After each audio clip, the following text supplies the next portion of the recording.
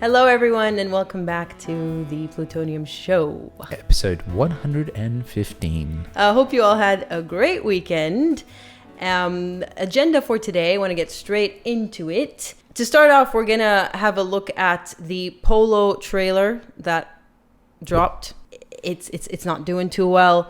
Then we're going to talk about Meghan Markle cosplaying as a human again and embarrassing herself so bad, considering she's an international relations graduate who wanted to be a diplomat. I feel like it's episode 115 of that as well. Yeah, right? Yeah. I know it sounds repetitive, but it's a new story. But the result is always the same. Yeah.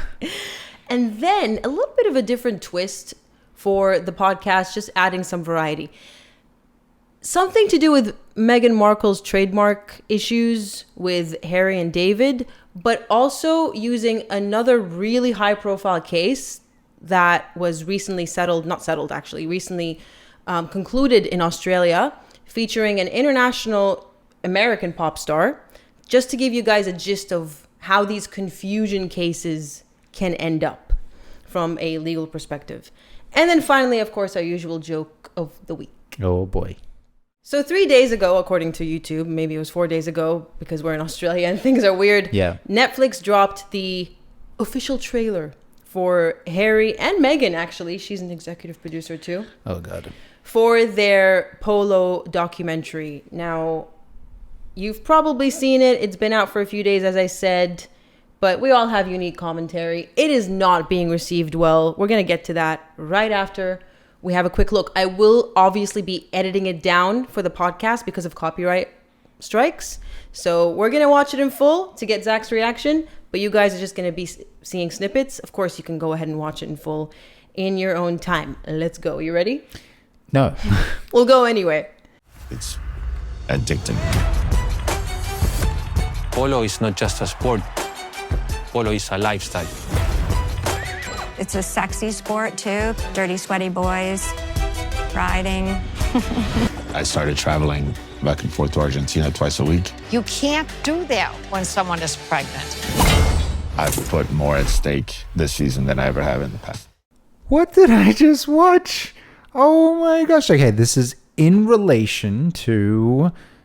we just watched Prince William talk about real issues and real problems happening in the world. Prince William, who some would argue is part of an elite group of people who never have to worry about anything in the world ever because they have everything they want. And here's Prince William doing his thing and coming and going, hey, let's make the world a better place. And then there's Harry, who's decided he's going to shove it in our faces, this elite culture, this idea of we're better than you. What are you even think? The most tone-deaf thing you could ever do is put this trailer up right now. Even if Prince William hadn't done his homelessness documentary, I just feel dirty watching this. I feel grimy.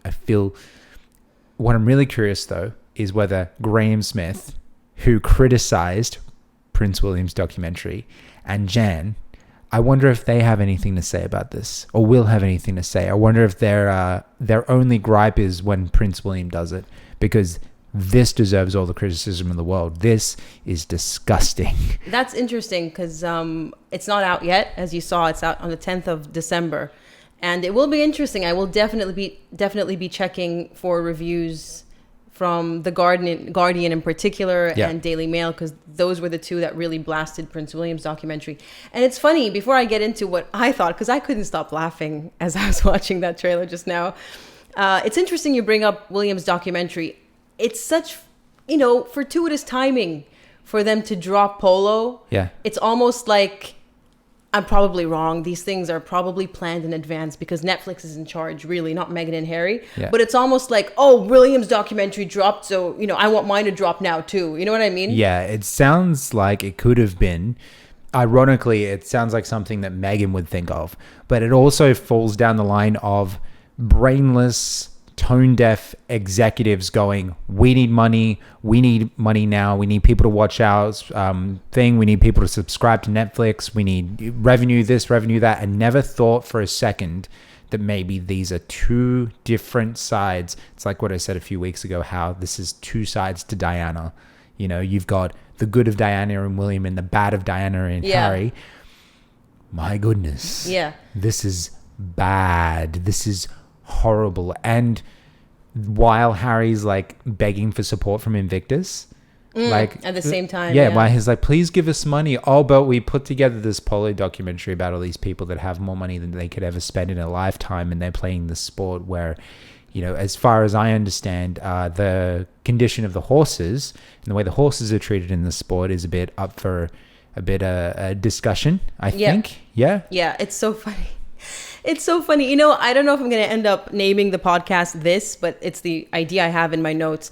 There's this movie that came out when we were kids in 2010. I never watched it. Not my type of movie, but I remember it was called Get Him to the Greek, starring Russell Brand and I think Jonah Hill. I'm not sure. Yep. And the name stuck with me for some reason when I was trying to come up with this podcast title. I watched Polo, the trailer. I thought about how the 2016 ad for Invictus before Meghan was involved featured people like Barack Obama and Michelle, who were at the time President, First Lady, to now, you didn't see this. We're not going to play it because it's a little bit old news now. Harry getting a fake tattoo with some artist I'd never heard of called Jelly Roll, I think.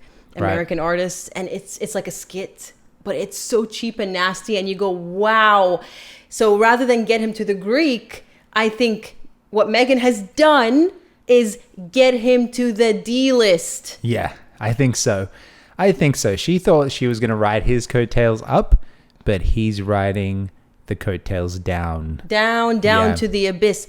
My goodness. I mean, look, we're not the only ones to say this, but there's a reason we're all saying this is some nasty Jersey Shore, you know, kind of 2000s era reality show. Yeah. With the dramatic music. Yeah. When it's not warranted. With the fake plot stories of, I have to go to Argentina twice a week. Oh my God, what a bad problem for you. Oh, wow, that's so horrible. Oh, I have to take the private jet. Oh, no. My wife is pregnant. It's not like there are military personnel out there who don't see their wife and children, their families for 2 years while they're deployed in a war zone or out at sea. It's not like that's a real concern, or people who work the mines who don't see their families for months on end. Scientists to go up to, you know, space who don't see. No, you just have to go fly to Argentina for twice a week while your wife, your privileged wife who is living off of your millions is pregnant. That's a storyline for you. Exactly. It's so much of the way Harry, you know, thinks that, oh, I've got it so tough being a prince. It's like, Harry, we understand that being in the public eye is tough. We get it, right? That's one thing we've seen in celebrities over the course of the last few decades is that part's not easy. We understand that. Yeah. But the way Harry complains and the way he approaches these things, it's like he's still in his own bubble. You've got Prince William, who slept on the street for a night to try and understand the plight of homelessness. I keep coming back to that because it is so... you don't see people doing that good when they're in that position of power so often. Yes. You know, you see people doing the most horrendous things. And this is a future king. This is the future king. He's not just some random elitist with money, you know? Yeah. And then you've got Harry. Yeah. And Harry's like, oh, yeah, well, you know, this is Polo. Great, thanks. Does this sort of sport and these sorts of people have a place somewhere in our massive ecosystem of endless entertainment and endless content? I'm sure that someone out there might enjoy it. However, attach that to Harry and Meghan, attach that to elitism, and attach it to the idea that royalty is just so out of touch on the back of William doing something so heartfelt. Everything about it is wrong.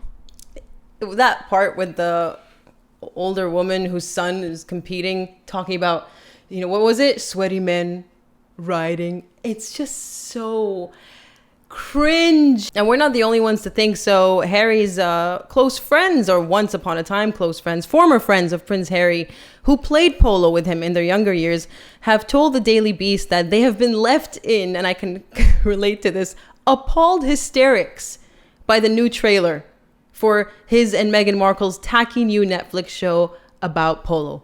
And one Hollywood executive has cautioned that the couple are running out of last chances to prove that they can make compelling TV that is not about themselves and selling their family down the river.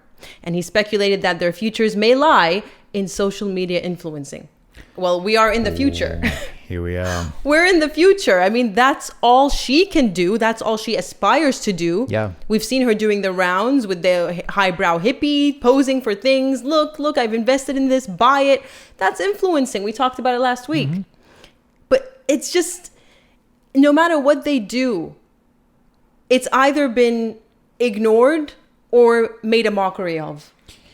The only way that you get the bad taste of Harry and Meghan out of your mouth, for them to have a chance to do something and for people to take it seriously, is for them to go away. Unless they go away, they're stuck in this cycle forever. It doesn't matter what she throws at the wall. Everything she does will be associated with all of her failures. You know, another thing is, I don't know what it is that's stopping them from putting themselves in front of the camera, because clearly they both enjoy it. In this documentary, despite the fact that they're named with huge, letters that they're the executive producers, the Judging Duchess of Sussex, they have not featured in it. We haven't seen it yet. Of course, we're going to reserve the proper review until we have. But in the trailer, it looks like it's just about a bunch of elite players who are not known to the world. So what's the draw?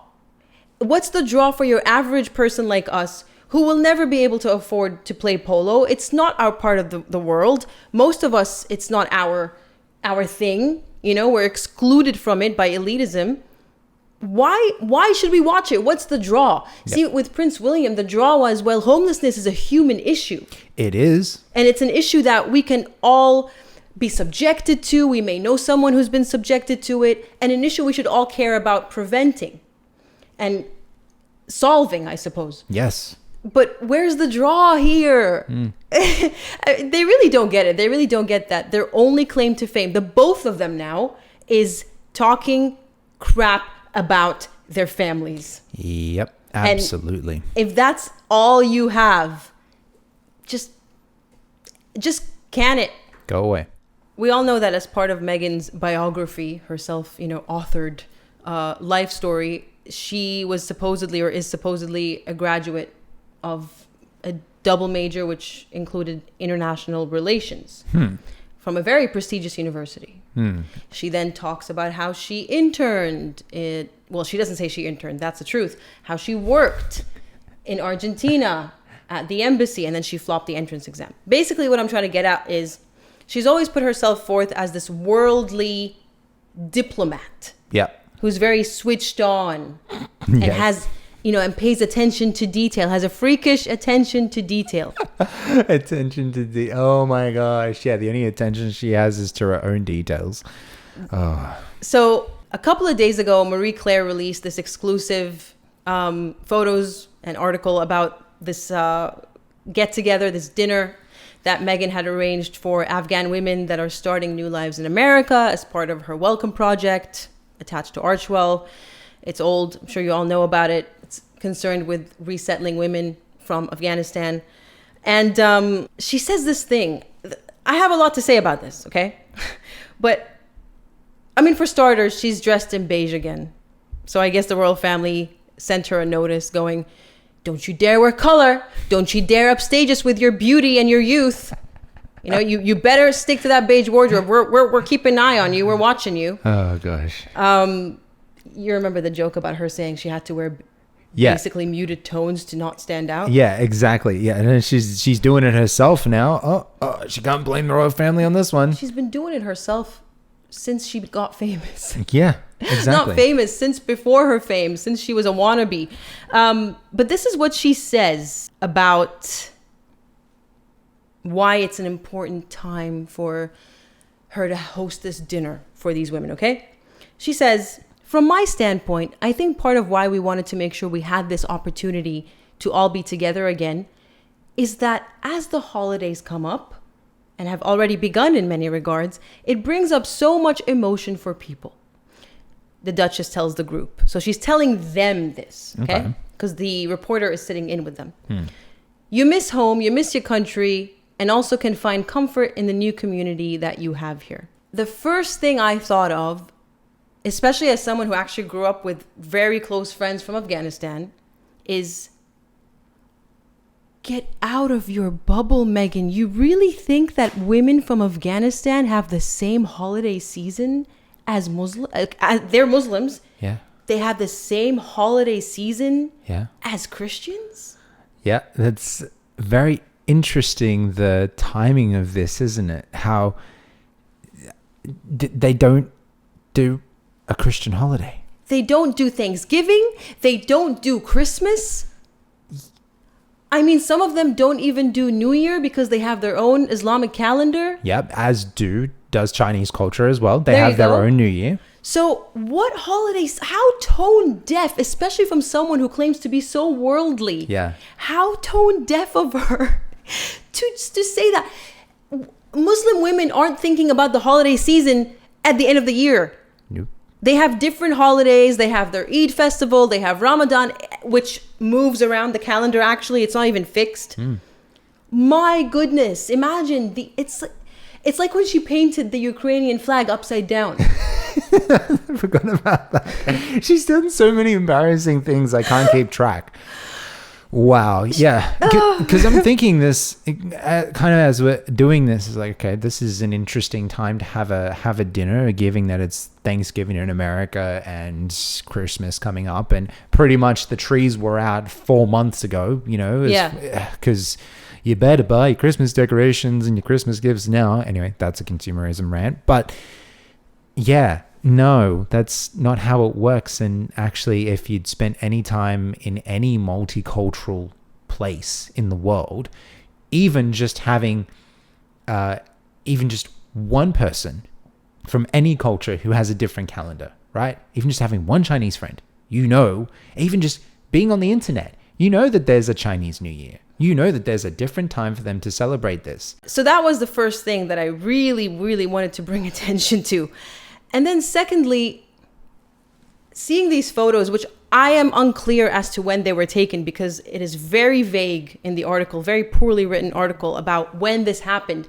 The reporter mentions being at a lunch or a dinner with Meghan earlier in the year. Mm-hmm. But then they talk as though, well, it's the holiday season. And the paragraph said Meghan was addressing the group saying that.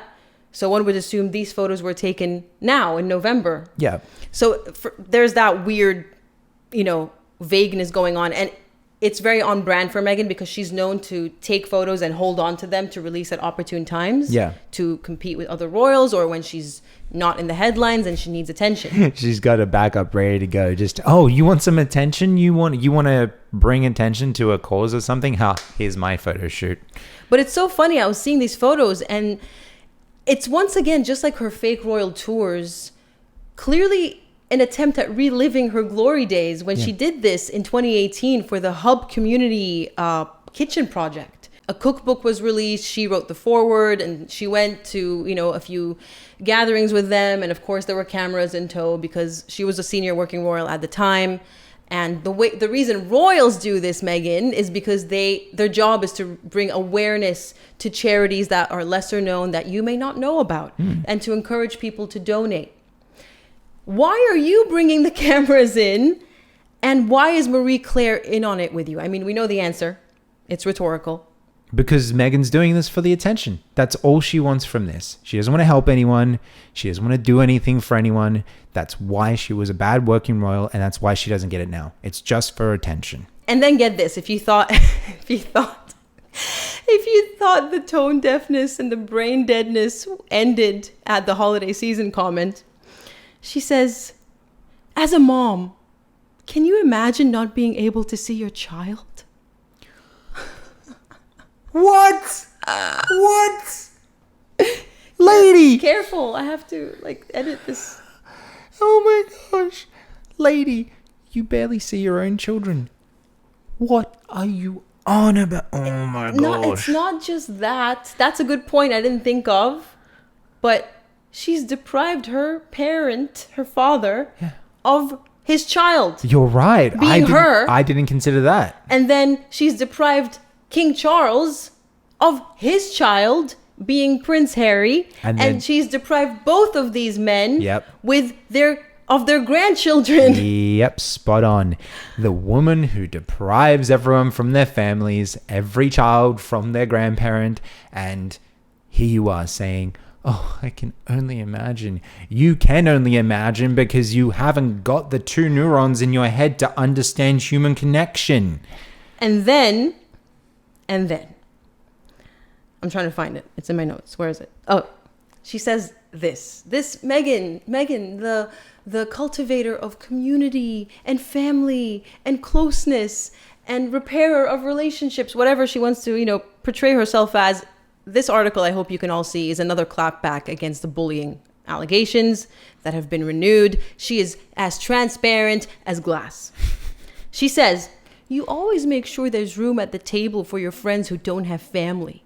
And then she mentions Gloria Steinem as someone that she invited out of pity, who, by the way, Christian Bale is her stepson, and he loves her very much. And he's very much involved in her life, and she has other stepchildren.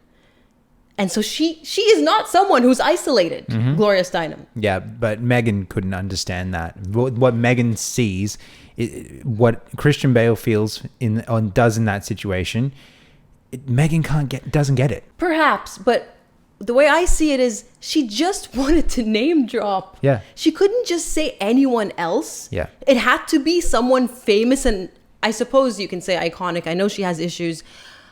There is a lot of controversy surrounding this woman, but basically she picked an iconic name. Someone who she could use in her arsenal because, again, even this statement is about Meghan.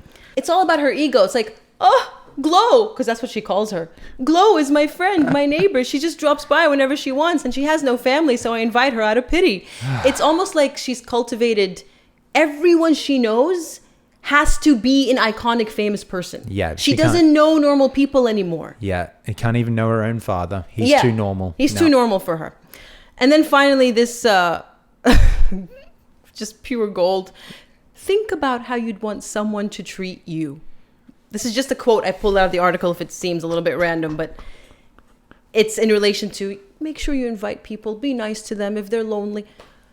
What the hell is wrong with this woman? 115 episodes, and it still blows my mind just how blind and deaf she is on every account. Who is this robot? It's the curse of being a narcissist. Absolutely. She has no insight, no awareness. Yeah. And so she says these things. Did you think about how someone wanted to treat you when you bullied your staff to tears, allegedly? Yeah. Did you think about how someone wanted to treat you when you threw hot tea at someone in Australia, allegedly? Yeah. How about the dictator in heels, huh? We've all heard about that. Did you think of how someone, how you'd want someone to treat you when you abandoned your father? I don't know what happened between them. Of course, there's some kind of a complex history there. There always is. But does she think about she one day might be lucky enough to grow old? And how it would feel to be isolated and completely abandoned by your children and their children? I think we need to reword this the way Meghan actually meant it. Think about how I would want to be treated. Absolutely. Spot on. So you all know how Meghan is embroiled in some sort of a trademark issue with American, I have to say it properly. I can't say the fake name that I came up with.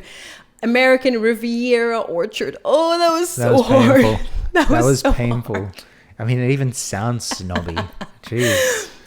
You know how she, first of all, got rejected effectively because you can't name your business after a geographic location. You can't trademark it, after a geographic location.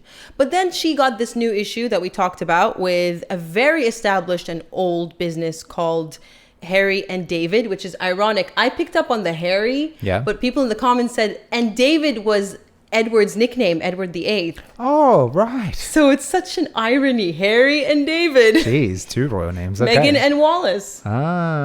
So it's not just two royal names, two men who have very parallel lives. You are absolutely right, yes.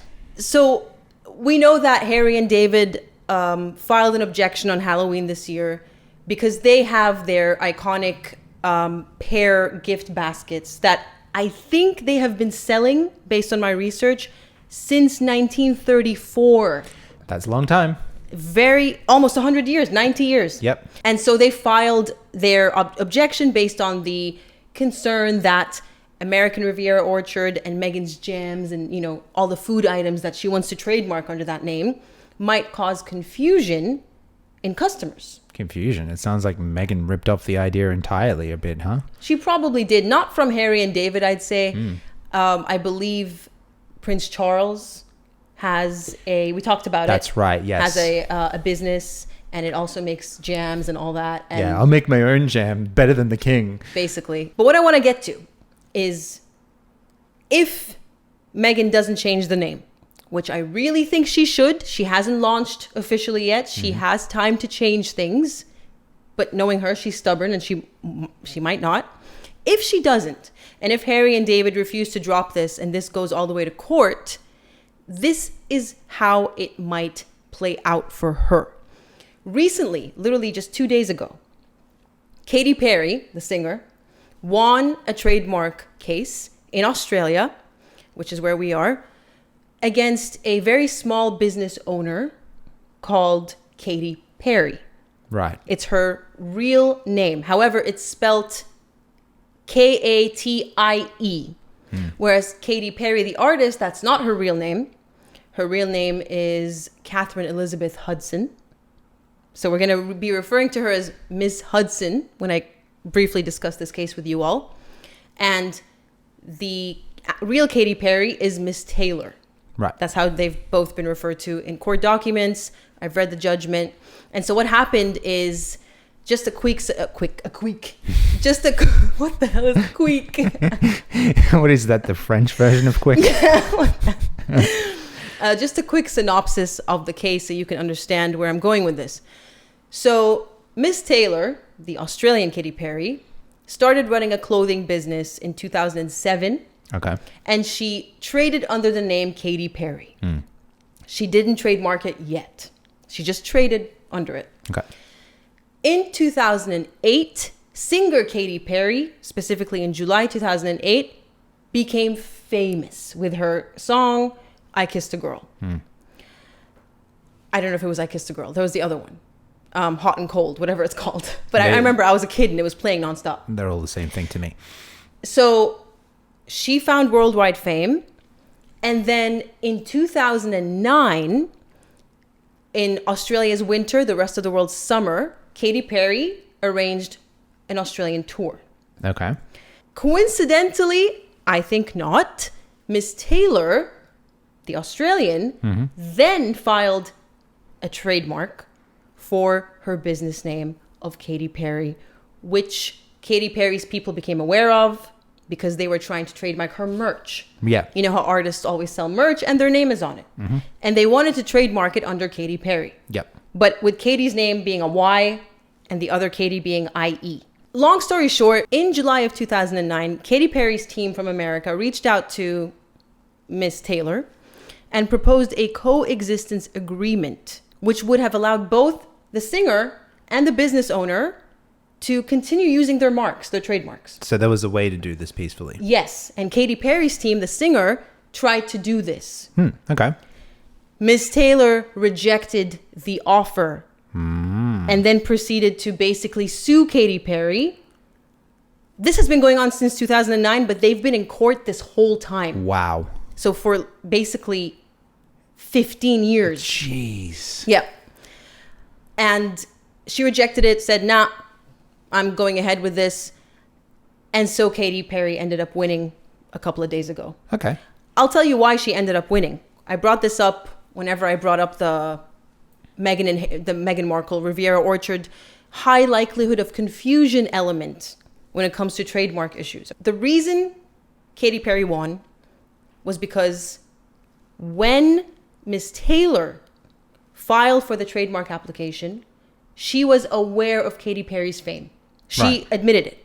This is not Katy Perry, the singer's argument. This is the respondent's admission. Yes, I was aware she was famous. So whether you're aware of the other trademark potential conflict, that obviously factors into this entire thing. Yes. So specifically, the court said it was after that awareness in September 2008. Yeah, the song was I Kissed a Girl. Months after that, in September, Miss Taylor made a conscious decision to file her application for a trademark for a mark that was deceptively similar to Miss Hudson's stage name of Katy Perry. She accepted that she knew that Ms. Hudson was a nationally and internationally famous pop star, and that musical artists such as Ms. Hudson offered for sale clothing bearing their names at their concerts.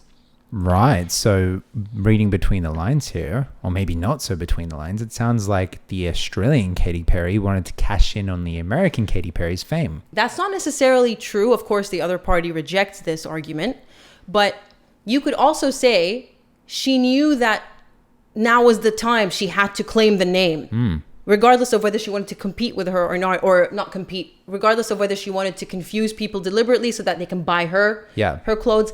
What matters is she knew that she needed to claim it before Katy Perry got into the scene in Australia.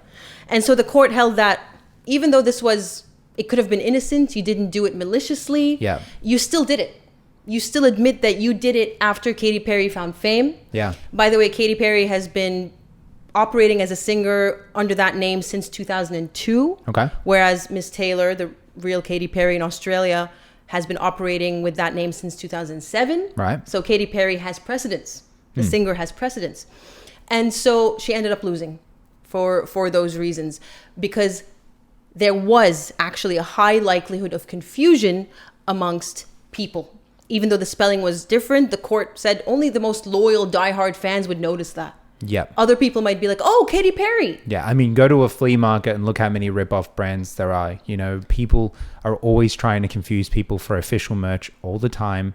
And so I can definitely see how this kind of went the way it should. When you started telling me about it, because I knew nothing about this, I thought it was going to be the other way around. I thought it was going to be, you know, the underdog got hard done by. She did win, and then Katy Perry, the singer, appealed. Yeah. So initially, Miss Taylor won. Yeah. Because the primary judge saw that they operate in different fields. Katy Perry's a singer. This one's a clothing designer. Which I thought would have been enough based on my basic understanding. No, that's not enough, because the singer got into the clothing and merchandise industry as well. Yeah, she's not exclusively a musician, and basically any musician would sell shirts. Exactly. So that's why she lost. It's interesting how the media is spinning this. They seem to be very pro Ms. Taylor, very pro the underdog. Yeah. She is heartbroken, understandably, because, by the way, sorry, I forgot to mention, her trademark, the remedy, is that her trademark has been stricken off. Wow. So she no longer has that trademark. This is Miss Taylor, the civilian, not the singer. I mean, I don't know. Sorry, Army lingo. The business owner. Now touring is serving time. Serving time. Sorry, no, now touring is serving. It's a tour of duty now. So yes, she lost it. So this I thought I could use as a template for what Meghan can expect if she digs her heels in and becomes stubborn and insists on trading under this name. Again, despite the fact that the trademark office told her you can't trademark a geographic location. So it's really unlikely that Meghan will even get as far as court. Yeah. But if she does against Harry and David, they're going to claim things like, we were founded in 1910. We started trading, selling these pear baskets in 1934. It's like 90 years before American Riviera Orchard was established. I mean, before Meghan Markle was even born. Exactly.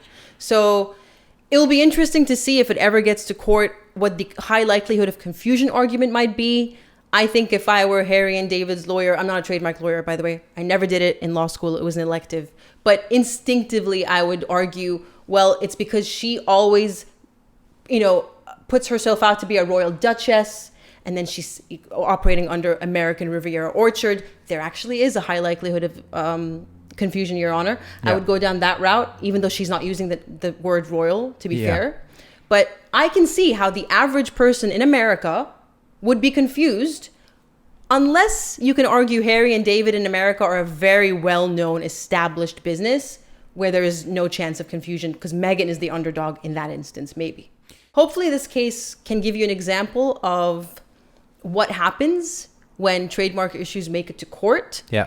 And the arguments used. Let us know if you think that there would be a high likelihood of confusion. Would you be confused if you were shopping around and you saw Royal Orchard or Royal Riviera? The pairs are called Royal Riviera. Would you assume that's Meghan's product?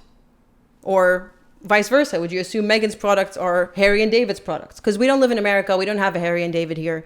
Don't know how prominent it is in your lives. I mean, I'm the guy who gets annoyed when people try and just copy an iPhone when they're designing a phone, just to try and fool people. So many things are based off confusion. And I think a clear separation, I think that's nice. We have the capability to do it. You can come up with another brand, Meghan. All right. Finally, time for joke of the week. I mean, I keep coming back to Meghan's the joke, but yes, what have you got? Now, she is the joke. You're correct this week as well. And this time we have an actual legitimate joke. And because normally we have like, can you believe this? Yeah. Like for instance, Meghan's a humanitarian. That would be a joke of the week. No. But this is an actual joke from Bill Maher. Okay. Let's see what he has to say. Meghan Markle complains that nobody has complained about her for a while. Isn't that great? Oh my gosh. Oh, that's funny. Well, that's all she's there for, is because everything she does is worth criticism. So, if maybe she did something that wasn't so self-centered and so narcissistic, then there'd be nothing to complain about, would there? Well, no, you missed the joke. You missed the joke. Meghan Markle complains that nobody has complained about her for a while. She wants to be complained about. It's true. It is so because true. she has to be in the headlines. Yeah, absolutely. Yeah. So I thought it was funny. I thought I'd put it in there. That's it. Yeah. That's all we have time for today. Anything else you want to add? No, I'm good. Sorry, it's setting in more. Meghan Markle complains that no one's complaining about. Okay. I'm going to be laying there in bed tonight. I'm just going to be like laughing like a crazy person. Like, what are you laughing at? Like, oh, no, it's still funny. It was really funny. When I first came across it, I laughed really hard. I mean, obviously, when you come across a joke the second time, it's, the more you're exposed to it, the less funny it becomes. Yeah. But I hope it gave you all a good laugh if you haven't come across it. And packed in a lot today. Even a little lawyer segment. Haven't done those in a while. Yeah, I just came across the Katy Perry case and I was like, this would be an excellent illustration for, what might happen to Meghan. As I explained, I hope you learned something from that. And of course, there are differences in those two cases, by the way. I'm not saying they're identical, but I just wanted to give you all a taste of what could happen. If she proceeds with this, which I don't believe she can because of the geographical thing, I'm repeating myself. So I'm just going to cut it here. Thank you all so much for watching, and we'll see you next time. See you then.